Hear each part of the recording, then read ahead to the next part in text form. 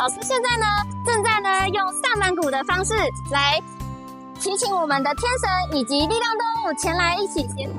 那通过我们的舞蹈以及祈祷词呢，可以帮助我们呢跟神灵以及力量动物产生更深的连结。想要学习怎么样运用祈祷词及用萨满鼓的部分呢，来报名我们的线下课程就可以知道哦。那大家是不是也很好奇说自己的力量动物是什么？怎么跟自己的力量动物去做配合呢？赶快私讯精灵与塔罗疗愈能量工作坊，让老师这边呢年底前呢会开课，让大家呢可以学习到萨满疗愈师相关的知识，并且呢通过萨满的一个学习呢，也可以帮助我们产生这个萨满的一个旅程，然后找到更多内心世界去探索哦。